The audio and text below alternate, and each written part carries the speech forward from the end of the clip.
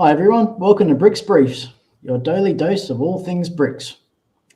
In this episode, we're going to be talking about de-dollarization, certainly a popular theme lately. So here we go. Hi Rhod. Hi Clive. Hi Fabio. Hi, good afternoon. Buongiorno. In this Buongiorno. episode, we're going to be talking about de-dollarization. And so, as usual, we've got Rhod McKenzie with us from SCOBRICSInsight.com. And we also have a special guest, Fabio Bonciani, known as Megos Alexandros. He's a distinguished blogger dedicated to exploring modern monetary theory and its implications on society. Welcome, guys. Thank you very much, Clive. Welcome. Thank you. Thank you.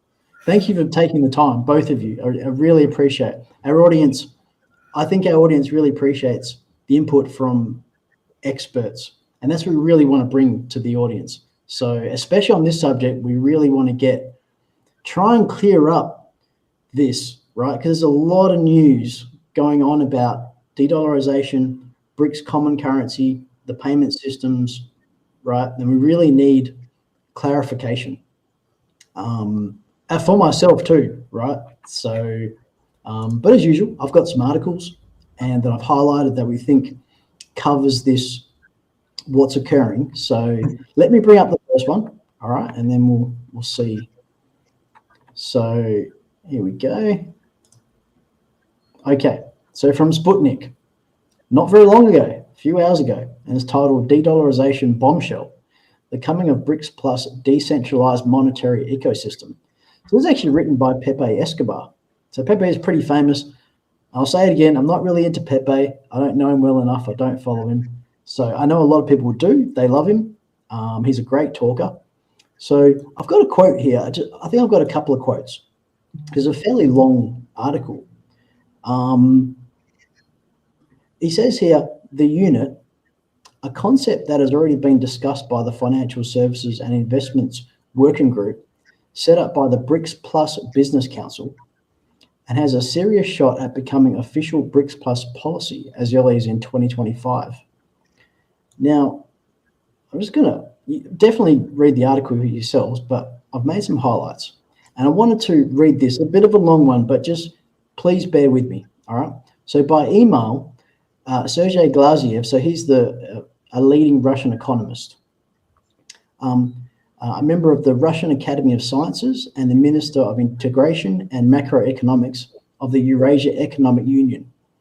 And he's summed up the unit's potential. So he's talking about this. So it's a quote. I've been following the development of UNIT for more than a year and can confirm that UNIT offers a very timely, feasible solution. It is academically sound, technologically innovative, and at the same time complementary to the existing banking infrastructure. Launching it under the auspices of an UN institution gives UNIT legitimacy, which the current Bretton Woods framework is clearly lacking. Recent actions by the US administration and loud silence from IMF clearly indicate the need for change. A decentralized approach to a mission of potential global trade currency, whose intrinsic value is anchored in physical gold and BRICS plus currencies, makes UNIT the most promising of several approaches being considered. It balances the political priorities of all participants while helping each other develop along its optimal path. The new development can help it become the pinnacle of the new emerging global financial infrastructure, free from malign political interferences, while focused instead on fair trade and sustainable economic growth. Now, what do you think of this? What do you guys think? Chime in, because this is not clear to me.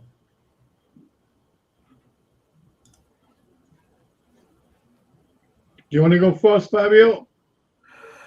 So, as I read this article, I understood that they are proposing to create a common currency between the BRICS country, a currency that will be connect 40% with gold and 60% with the BRICS currency. So they are going to want to put them in a fixed exchange rate of currency. So, as I know and as I think, there is not necessary for the BRICS country to have a common currency. Almost we can see the experience of Europe, what they did, and also President Putin said in the last meeting of BRICS that he doesn't want to reply the European experience with currency. So as they can do now, they can trade with their own currency, national currency, very easy. So why to have a common currency? There is no reason. A common currency will be a fixed rate exchange. Otherwise, if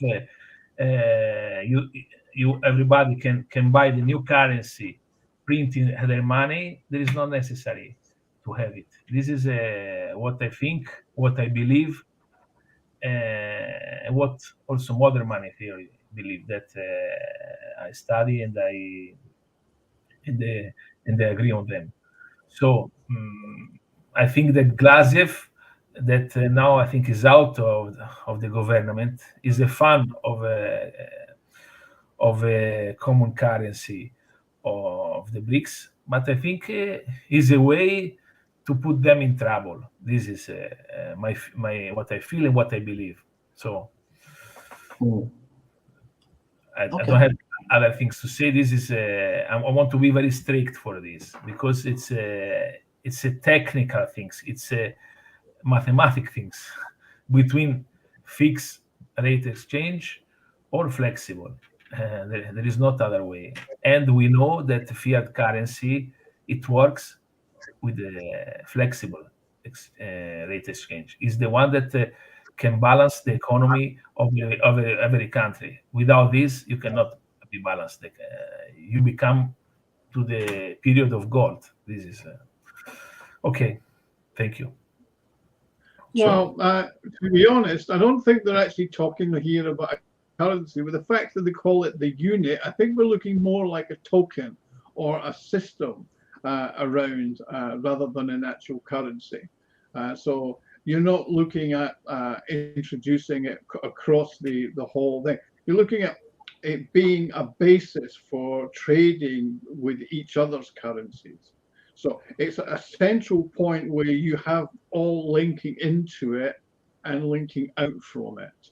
So it's a token, and it's a way similar to prior to the euro in the early 1990s. They had the European monetary system where you had the Deutschmark, the lira, the pound, the franc, etc. And they all fluctuated up and down in value in the European monetary system, but they worked it together. Now, I think you're now looking at something a bit more sophisticated because of the way technology has now changed, and central banks, etc., have now changed, and obviously debt levels, etc., backing currencies have changed. So central banks in Europe are now all part of the European Central Bank and have very little autonomy, if effectively have any autonomy whatsoever. Where the difference with the BRICS is you're looking at countries with different levels of foreign reserves, of foreign exchange, of gold reserves, etc., from China, Russia, Brazil to South Africa, Saudi Arabia with its sovereign funds, etc. So what we're looking at is building something that will be able to allow people to actually trade outside of the SWIFT network and outside of the dominance of the dollar. That's what they're aiming for. It's not to replicate the dollar or the euro in a form, but in a form that makes it less politically volatile, where currently with the dollar or the euro or SWIFT, you get cut out of those and your options for trading globally are much more limited. Yeah, I mean, it certainly looks like Glaziev is happy with this option. I mean, it's from his quote, it seems like that. And he's mentioning Bretton Woods, so the fixed exchange rate type system. Bretton Woods is long gone, though, from my understanding. So, but it's interesting, you know. Bretton Woods died when Nixon took off the gold exchange rate to the dollar. Yeah, and removed the fixed exchange rate, right? Yeah. So, yeah. But anyway, I mean, that's we highlight that because obviously this is Pepe's highlighted this, and he's going okay, and he's quoted the Russian minister there. So yeah, anyway, but I think it's good. We actually did a video. I will show you here. BRICS, we did a video here. This one, what BRICS pay really is and isn't. That was 6 months ago, but there was a lot of. I mean, I don't want to disparage other channels, but I think we try to do accurate analysis, and that video, we just, you know, we clarified exactly what fake news and what was actually real at the time, because it's changing. And I would suggest the audience to watch that video about BRICS pay and the fact that they're going to come out with a payment system or a common currency or whatever. So I just suggest to the audience. But Rhod, you wrote an article. Well, actually, you know, you chose this article, but you talked on it. BRICS financial settlements a week or two ago. I found it interesting. I've just highlighted a little bit here. Problems that are at the same time both political and economic. That's certainly the case. A dysfunctional international monetary system. What would you think? What was going on with this article? Because you certainly thought it was important enough to. Well, basically, the IMF is now fully aware of the serious problems that have occurred by the politicization of the dollar and of SWIFT, which is basically can only get worse. I mean, if they continue with if the US continues with imposing more and more sanctions on China, if it threatens to cut certain of its banks off from SWIFT, you're now looking at the breakdown in what was the original system. I mean, you can get away with it by sanctioning from SWIFT, Iran, Venezuela, but when you move on to Russia and then maybe onto Chinese banks or to United Arab Emirates banks or Indian banks, you're looking at the whole house breaking down, and something's got to give. And I think that's where even the IMF realized that there has to be a change in how trading and settlement works these days. Is this, you know, this movement, is it good for BRICS or not? Where they're trying to, obviously they're trying to come up with a good solution, but is it working in the current environment that's really rapidly changing? I think that there's so much speculation now. That article was one part of it. We've been seeing every month or so, yet another article comes out of trying to second guess. Now, I remember in the run-up to the Johannesburg summit last year that all the pundits were determined that Russia, China, and India were going to launch in South Africa a gold-backed BRIC currency. Now, I was skeptical back then, and I was skeptical about this one. Right?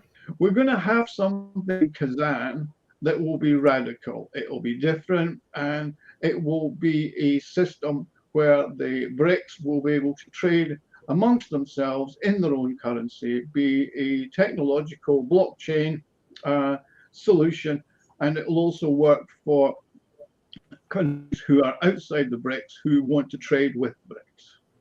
So it will be an alternative to SWIFT or the analogs that currently exist, right? But that will be the solution, and they'll keep that under wraps until they make the announcement in Kazan.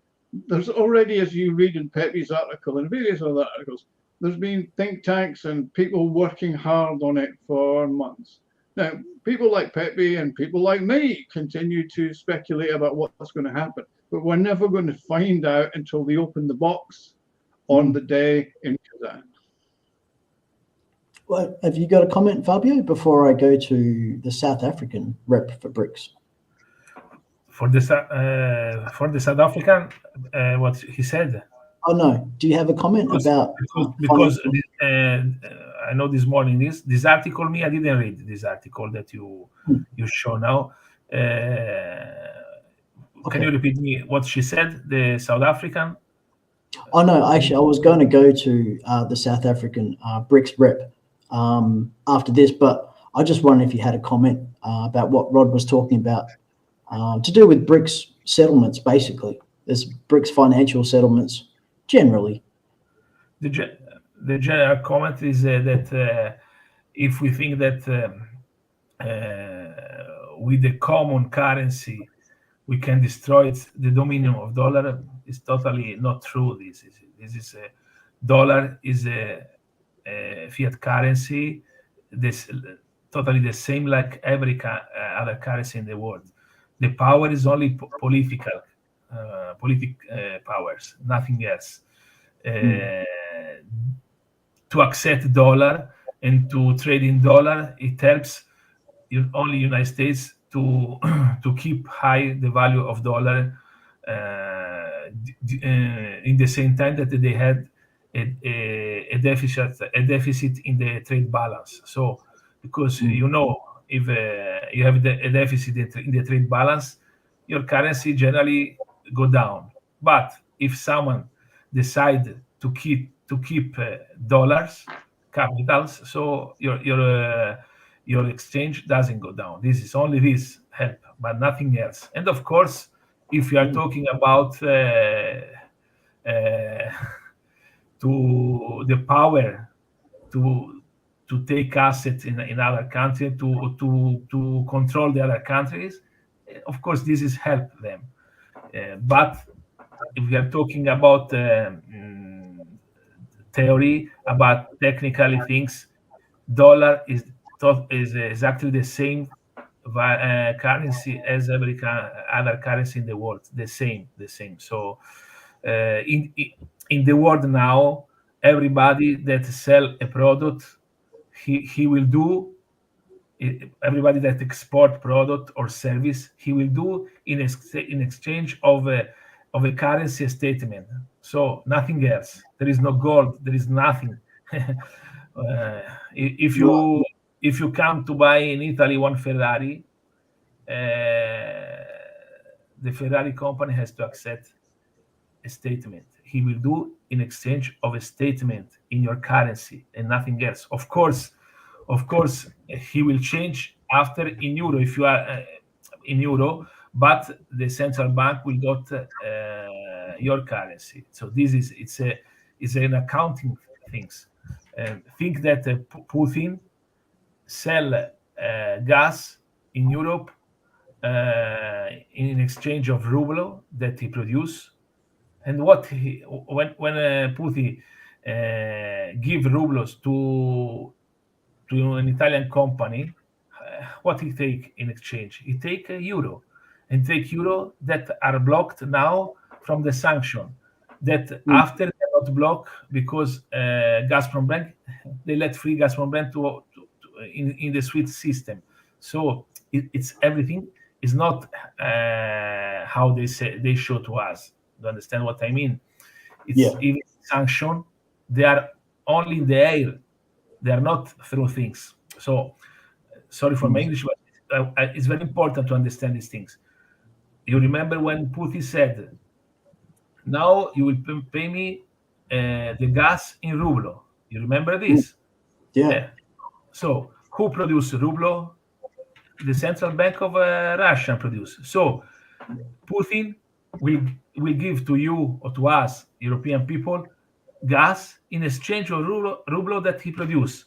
And when they, for example, an Italian company, any, that went in Russia to buy gas, what he gives in exchange of ruble? He will give euro.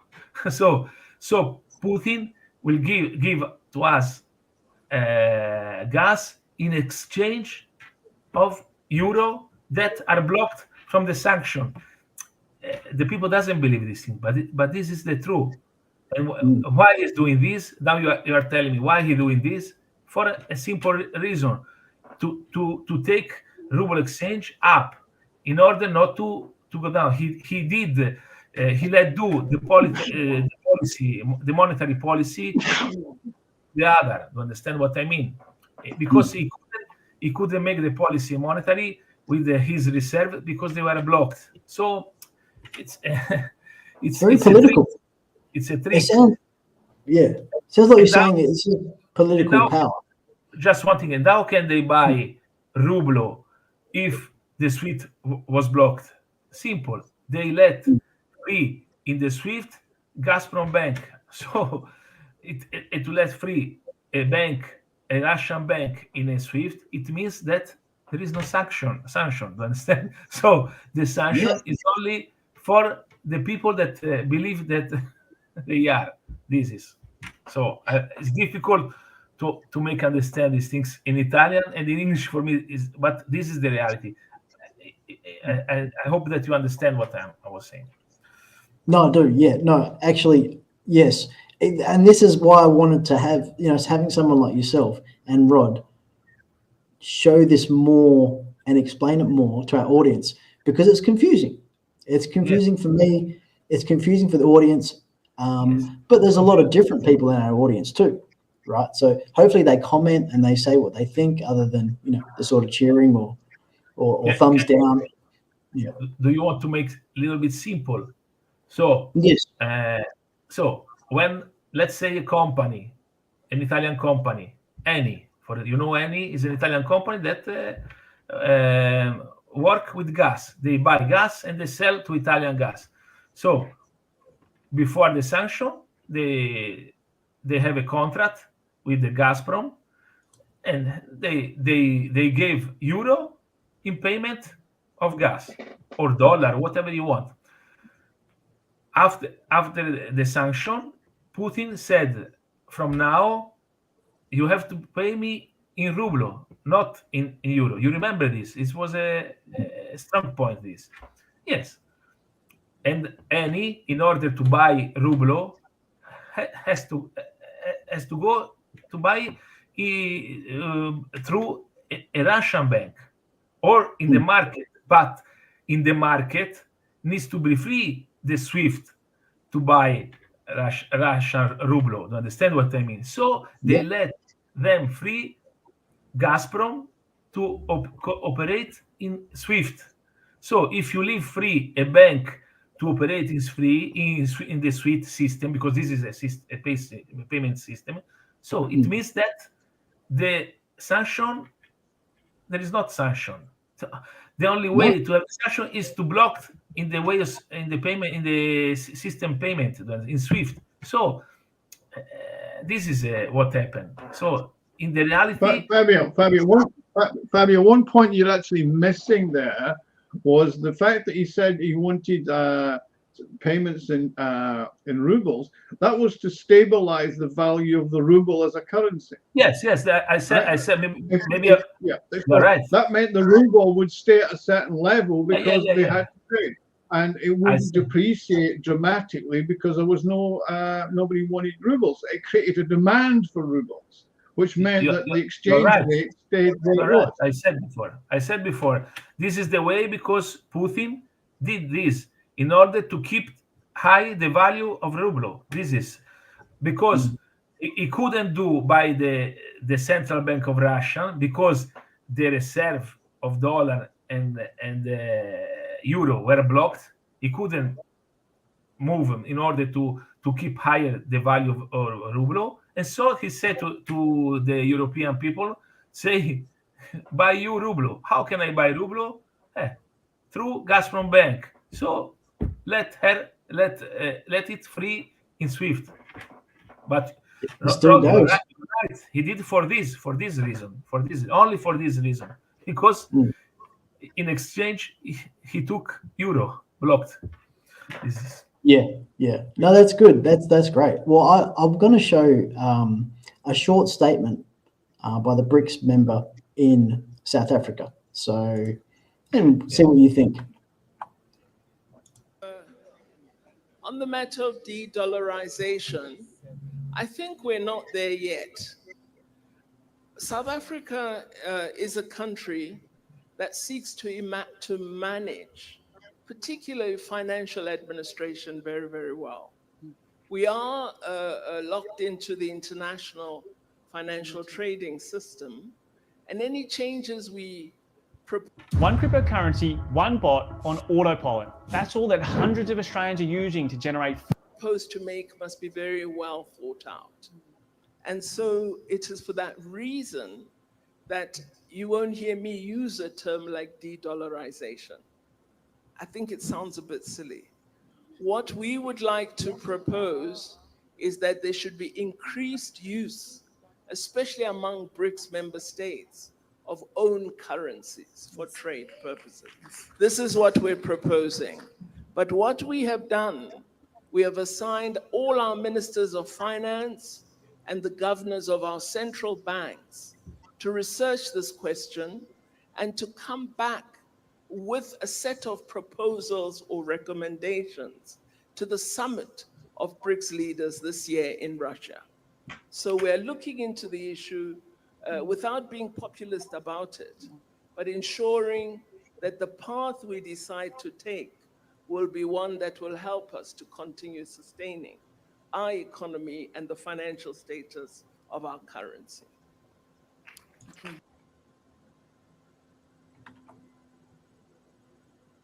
There we go. Okay, Clive. That was her being diplomatic.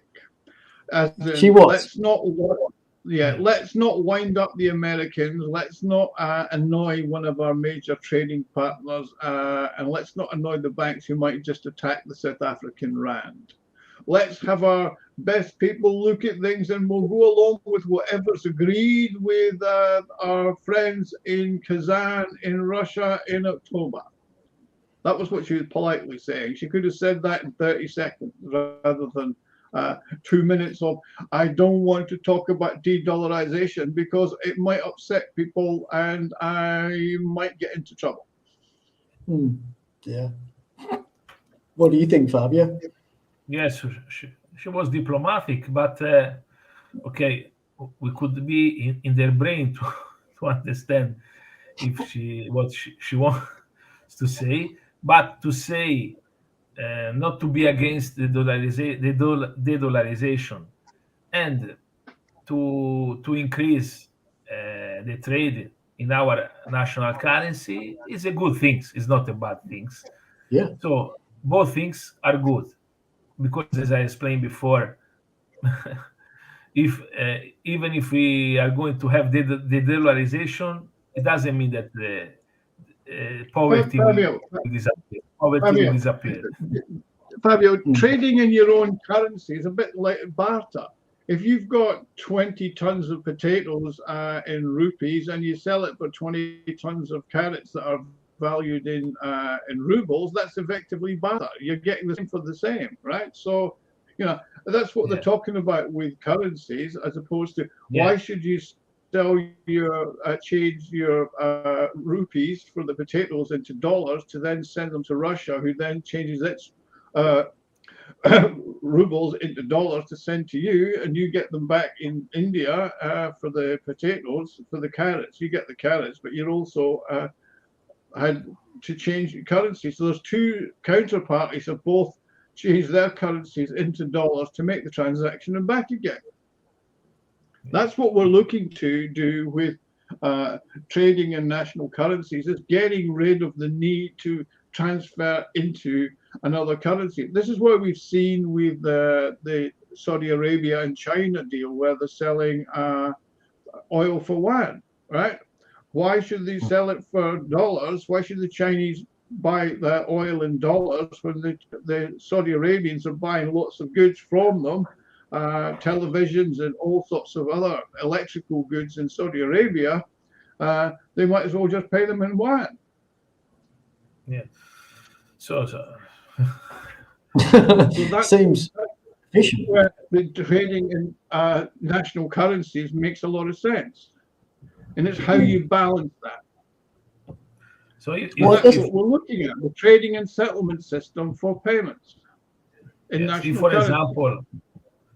example, if we forgot financial economy, put apart financial economy, and the world do only real economy, it happens that some country export more and some country import more, but the export and the import of all the countries, it will be zero, the balance, you understand? Because when someone export, of course we need someone that import, so it's zero, the balance, you understand?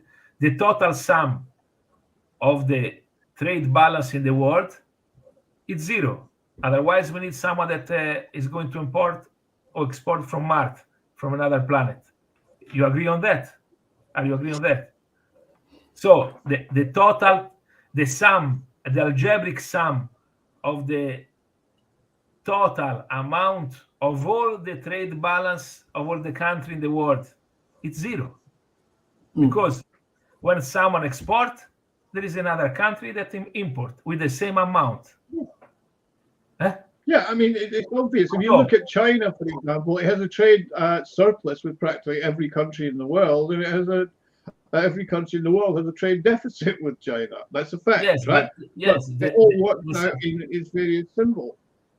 Yes, the surplus of China is a deficit of one or more country.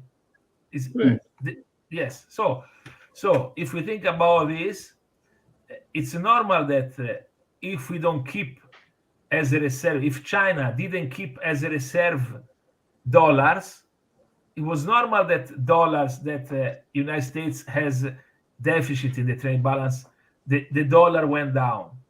It didn't go down because someone keep the dollar, understand? If no one keep the other currency, after your currency will be very high, and so it will be difficult to export because it will be very expensive for the other. So slowly the other go to buy to another currency. This is the what the flexible exchange rate did. Is a stabilization of the economy, the real economy. Then now, we have a financial economy that is bigger, and there are fake contract derivatives, there are future, all these things, Bitcoin, that they can move things in different way, like gold and this. But if we think about only real economy, it's a matter of accountant. The surplus of China is the deficit of 1, 2, 3, or many countries. Is the same. The surplus of Germany is a deficit of some other country. So it's zero. The algebraic sum is zero. This is we need to understand. It's very important. Yeah, no, that's right. Yeah. Well, let me bring into this conversation the IMF. So there's this article here. It's from the 8th of May. BRICS, prepare for US dollar collapse, IMF warns. So, the IMF is in here. Just a couple of quotes. A new BRICS currency to replace the dollar. So and I've sort of done just a little bit of highlights, but they're calling it the greenback. It's not the greenback. Okay. That was, if you know your history, it's not a greenback. This reference to the greenback, they really need to know their history. It's a Federal Reserve note. So the BRIC bloc has turned to blockchain technology for its brand new payment system. So they're just bringing this up right with you. And that's basically, what they're saying in this. The IMF, anyway, there's a quote here I wanted to say. So Alexei Mozin, so Russia's executive director at the IMF fund, told RIA Novosti in an interview, right? So this is a partial quote. Go for a unilateral restructuring of debt obligations only for foreign holders of government bonds. And there's another quote. BRICS, as he explains, in case of the collapse of the dollar and the international monetary system, can offer an alternative, including a real currency backed by exchange-traded commodities. So I think this is interesting coming from the IMF. They have a very long history. I don't think it's actually from the IMF itself. It's the Russian representative at the IMF, and I think it's more his personal opinions. Yes, no, you're right. It is. That's right.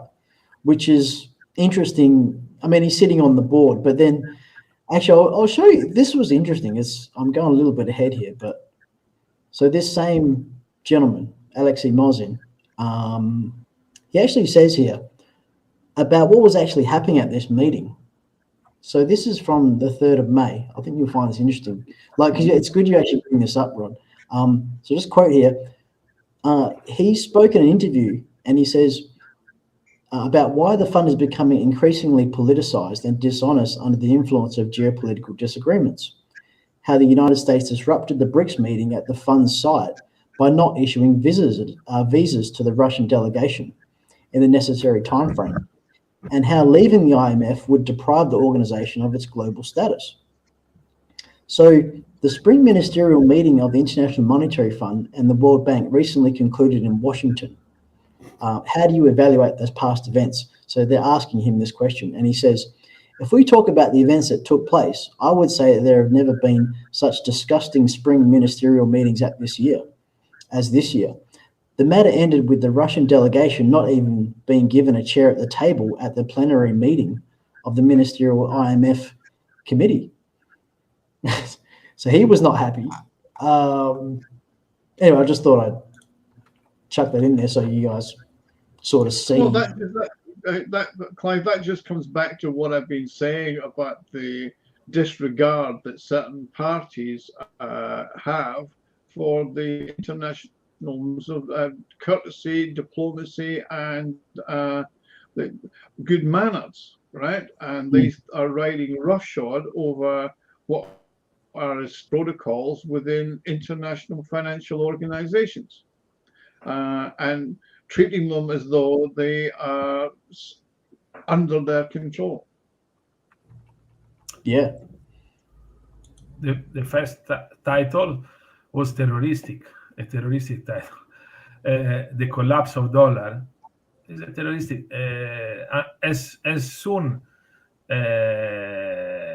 United States government forced Americans to pay tax in dollar, dollar will never end. So, understand what I mean? Because as soon the Americans needs dollar to pay tax, so we'll never have dollar. And there is no reason to have this kind of titles. The collapse of dollar. This is it's very dramatic.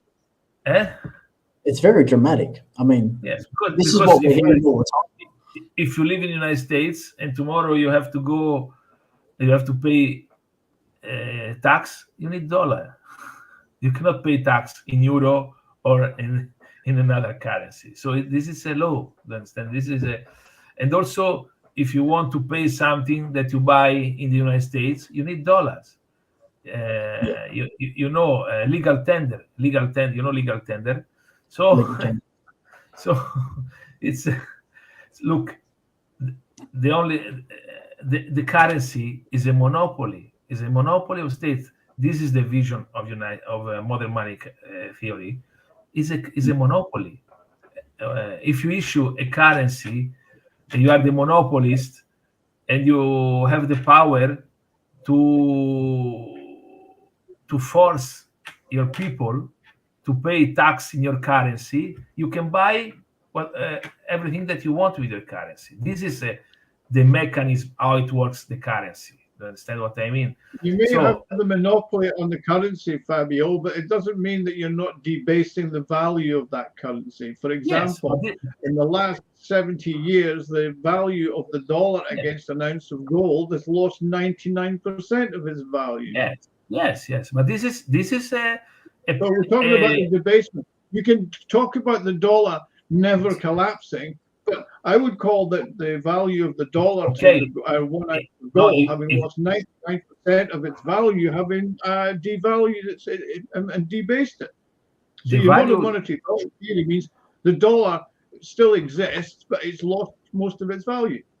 Yes, but the value of currency, as I explained before, it's a crucial point of fiat currency. Otherwise, if you don't want the value, you are in a fixed exchange. In a fixed exchange, and the fixed exchange, the currency will not devalue, but you have only a certain amount of currency. You cannot print, and if you cannot print money, you cannot sustain your economy. Because, look, we need to see all the world like a big supermarket with all the product and service. If we don't have enough currency, enough money to sell all the product that they are in the supermarket, some product will be unsold, and product unsold. No, you're talking about one the world needs only the dollar. What we're talking about now, and we've been talking about here, is the fact that BRICS are going to use their own currencies to buy and value their currencies against each other that will go up and down. So the monopoly of the dollar, we're not talking about getting rid of the dollar. The Americans can continue with the dollar and to their heart's content along with those. What we're talking about here is the BRICS countries linking together to trade in their own currencies, not about monetary theory and the dollar. When I was talking about monopoly, I wasn't talking that dollar is a monopoly in all the world. No, the currency is a state monopoly. Every currency is a state monopoly of his country. Do you understand what I mean? So euro is a monopoly of a central bank. It's not a monopoly of a country, because all the countries they give only the permission of issue of dollar to ECB. So I'm not saying a dollar is a monopoly of all the world. It's a monopoly of United States government. This is, I would say, like lira was a monopoly of Italian government in the past, like pound is a monopoly of Britain government. So this is because it's a monopoly. Only United States can issue dollars. Only England can issue pound. Only Japan can issue yen. So it's a monopoly. This in this way, we cannot say no, because it's like this. So in this way, not okay. Sure. No, you're absolutely right, Fabio. That's a monopoly. And when you have a monopoly, you can buy whatever you want. So the government of the United States tomorrow, you can buy whatever you want, Fabio. It just costs a lot more than the dollars that you had. That's what I'm saying. Now costs you a lot more dollars to buy an ounce of gold than it did 70 years ago. So you're just looking at a larger number. Yeah, but so this is you have a monopoly on it, but it doesn't mean the value doesn't change. But the value of dollar is not an issue for a government of the United States to reach the full employment. Sorry, mate.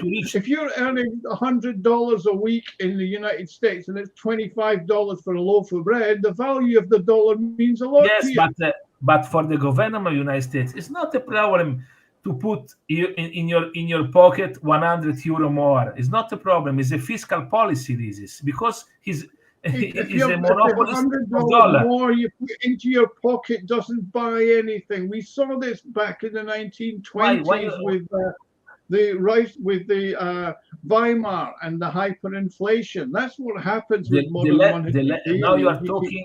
We saw it with Zimbabwe. You are talking now about inflation.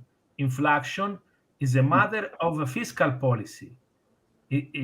So the government, by the fiscal policy, can face the inflation. It's not a matter of a monetary problem. It's a fiscal problem. If the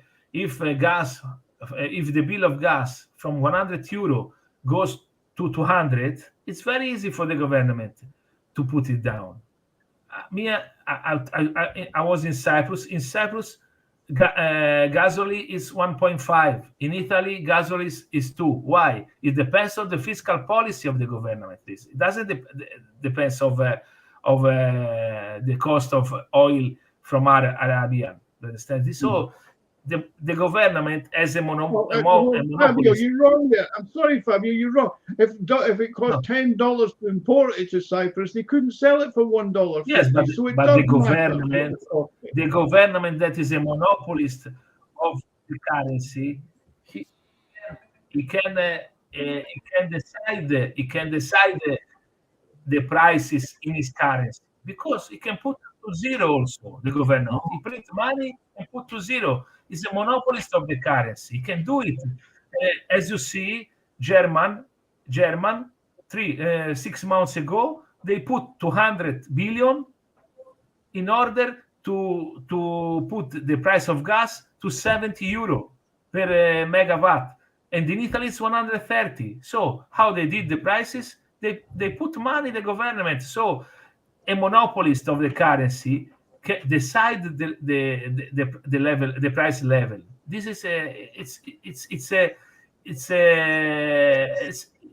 it's a theory of a monopolist. This is it's something that it's a doctrine. This.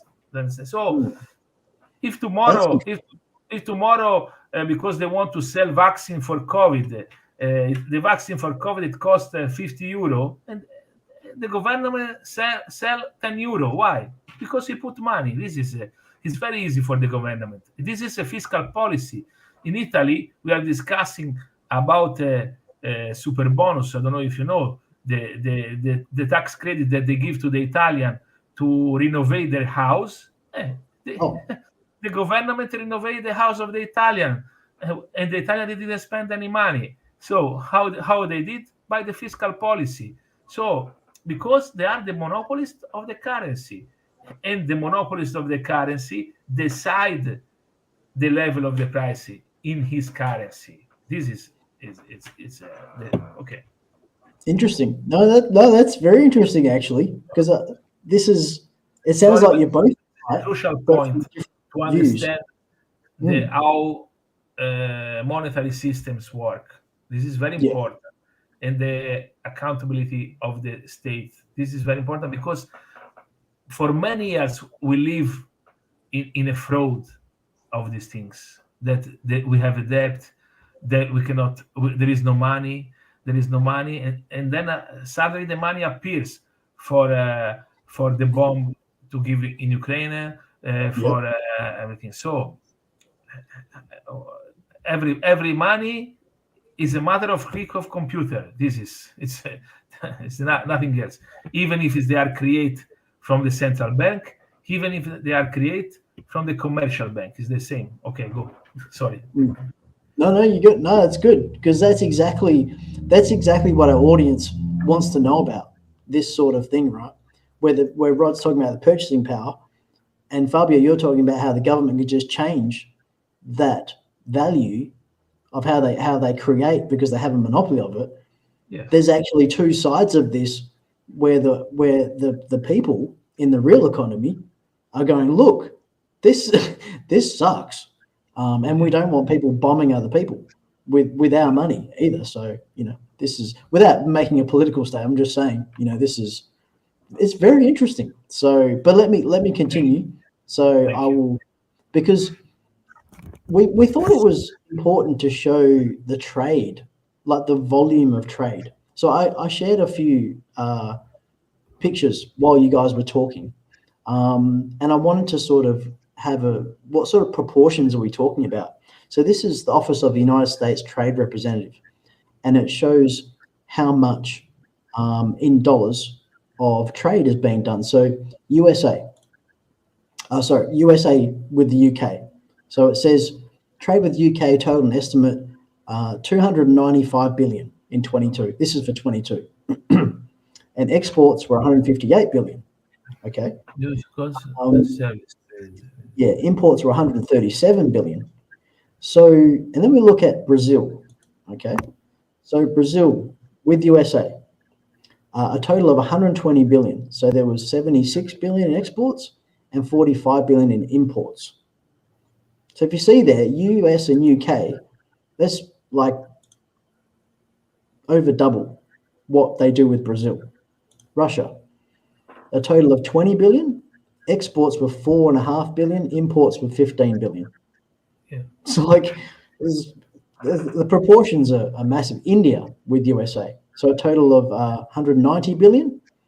Exports were 73 billion. Imports were 120 billion approximately. So I mean, that's quite a lot of trade. Again, with the UK, we're talking 300 billion total. India, 191 billion total. So I'm just looking at the BRICS countries. So with China, 760 approximately total. Exports were about 200. Imports were 560.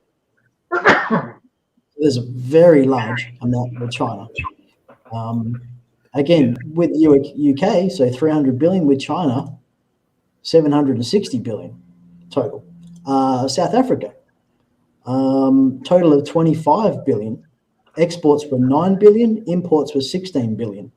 So very low compared to UK or China. So anyway, there's another article. So it's from the March 28th. So it's a little while ago, but it's trade with China mainly settled in yuan rubles, Russian deputy PM said.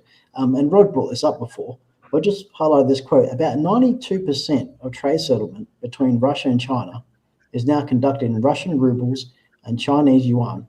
Russian Deputy Prime Minister Alexei Overchuk said on Wednesday at the ongoing BOA forum. BOA, yeah, I was able to say that right. Anyway, that was just to show, I think, when we're talking about the currency, this is interesting. Yeah, I mean, Clive, that just illustrated my point that I made earlier, that Russia sells 70% of Russia's exports to China are oil and gas and metals and various other stuff that you dig out of the ground. The other 30% is pork, pig's ears and other bits and pieces, grains, etc. Right? Where and the balance of trade is actually getting about 60-40 in favor of Russia actually. And the other, what the China sells back to Russia is mainly electronics, machine tools, cars, vehicles, etc. So Russia sells mainly oil, gas, that sort of stuff in Russia, and gets back mobile phones, computers, all that sort of stuff. Yeah, but it's nice and easy because they're neighbors. I mean, you have to remember Russia and China have the longest land border built, linking each other, with roads and bridges and as well as seaports linking each other together. So it's very easy to do business together in local currencies when you're doing that volume. I mean, the volume in 2023 was 240 billion between the two of them. Yeah, plenty. So that's more trade between Russia and China than between the UK and the US.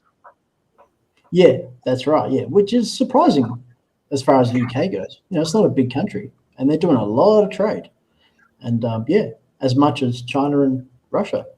It's a lot. Yeah, but I mean, a lot of the UK trade is not actually UK. It's financial transactional trade.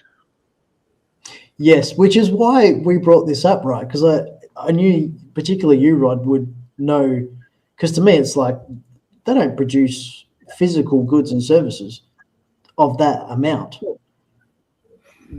Yeah. Basically, it's about trade more than anything else. I mean, financial services still account for something like 20% of the UK's GDP, right?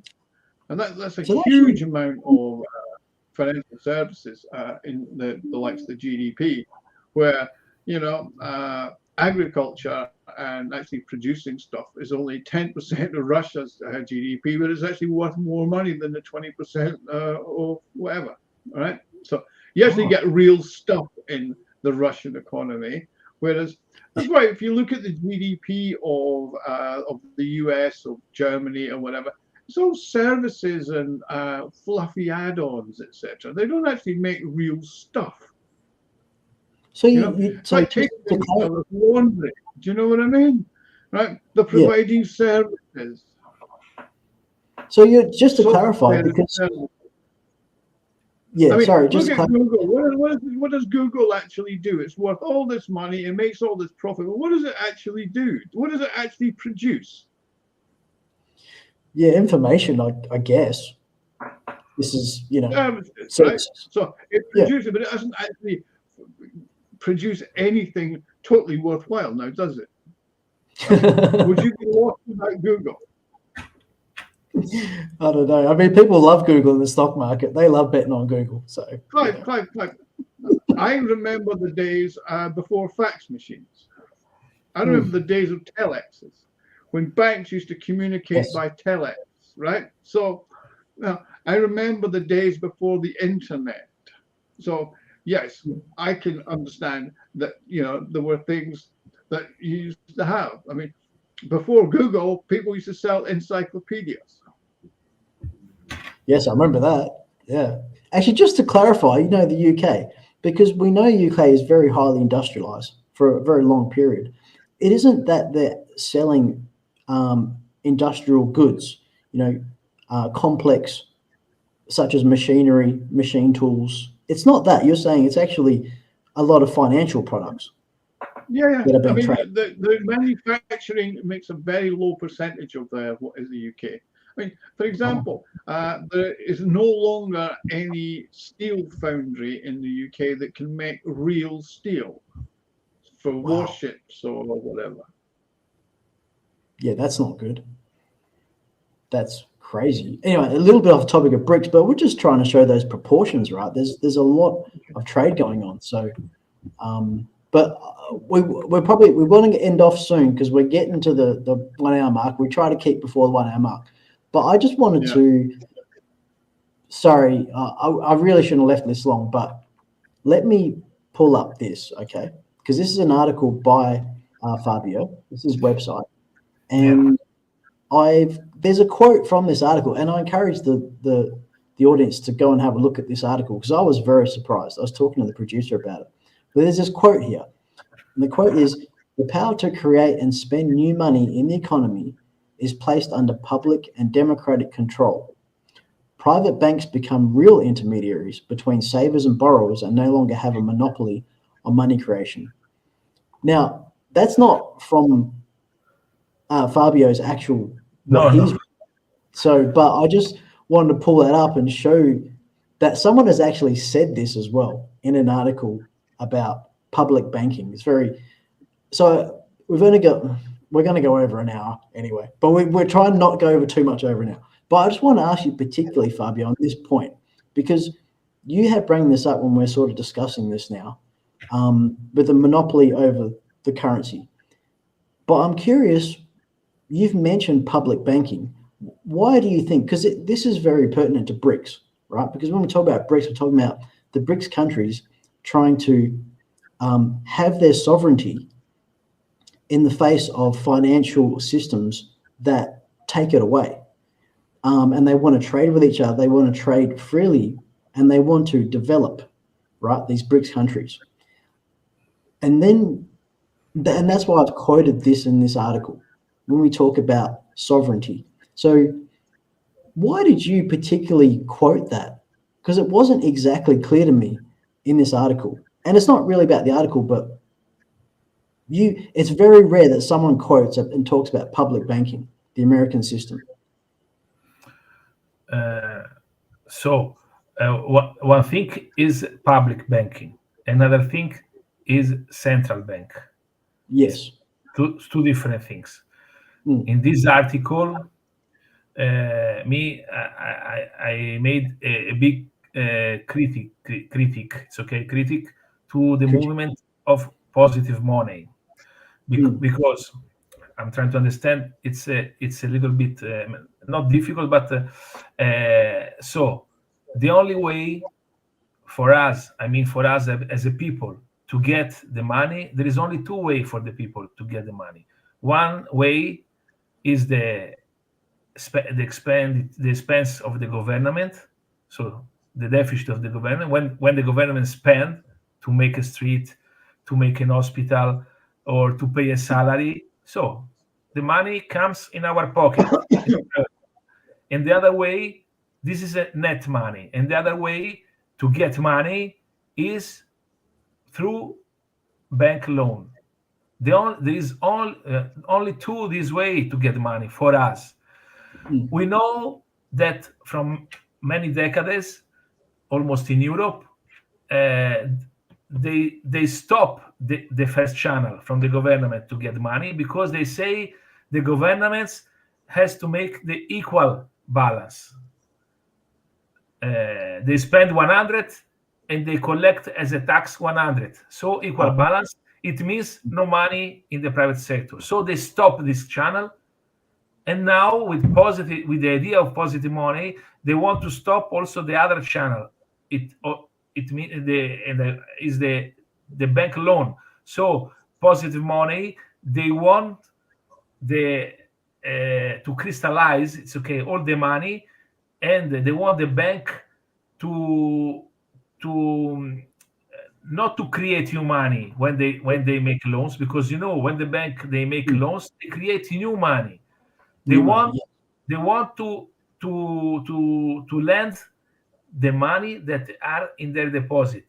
So if they cannot create money, so it means that we have a stock of money. We stop the money are in the pocket of Clive, in the pocket of Fabio, in the pocket of Rhod. We stop, and this are the money in all the world, or in all the country. Let's say talking a country. So this money will become like gold. You understand? Because if there is no other production of money, this money will be like a gold. Government will not produce money. Banks will not produce money. So the money that has Clive, Rhod, and Fabio will get value. Do you understand what I mean? But now all the money are in a very, very few hands. We know this. Almost in Europe, Italy, there is big poverty. 7 million people poverty. 7 family on 10 they cannot arrive in the end of the month. So you understand what I mean? It's a big step behind to the Middle Age. This is if we are going to do these things, what they want to do, the positive money. So it's better to read the article to understand better. But I think you understand. If you stop the expense of the government, and they stop it because the government they make equal balance. And if you stop also the create of money from the bank, commercial bank, so no more money will come in our pocket. There is no possibility.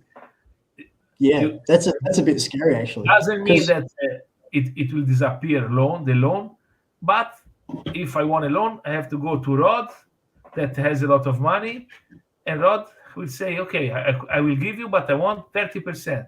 I want 50% over the rate. So this is what you want to know, or did you ask me something else about this article? This is the meaning of this article. This is.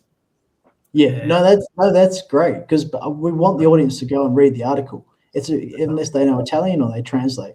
But it's interesting that you say that, because there's a particular point I want to make about the NDB, because we're talking about the credit creation in BRICS, and the NDB still borrows through the commercial bank.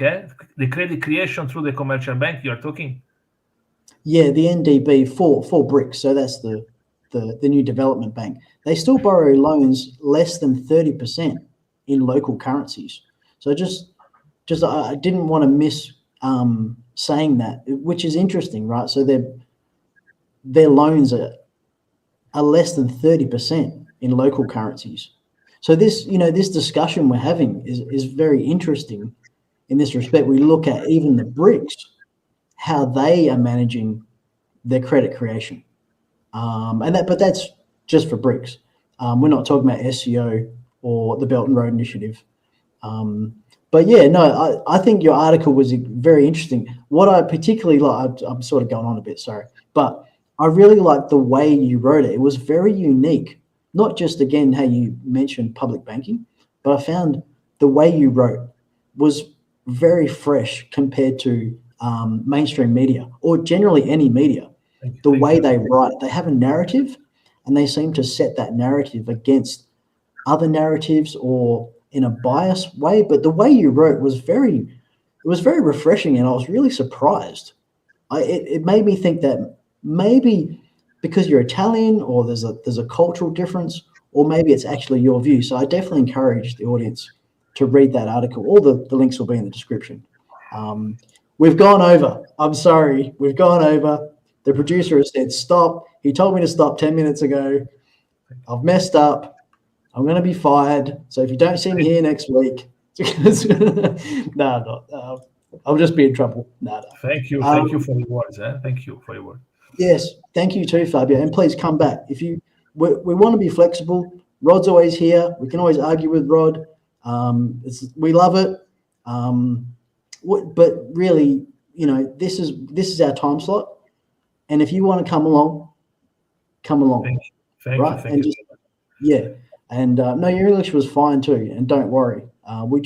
We want to have this expertise come. So anyway, let's finish off. Thank you, Fabio. Thanks, Rhod. Thank you, everybody. Bye. Bye. Okay. Thanks, everyone, for tuning into this BRICS brief. If you've enjoyed this dive into the multipolar world and wish to join the conversation, please comment below. Please like and share this episode to spread it as far as possible. You can follow us on our Substack and other social media platforms, all linked below. Stay curious, stay connected, stay optimistic. Let's keep exploring together. Ciao.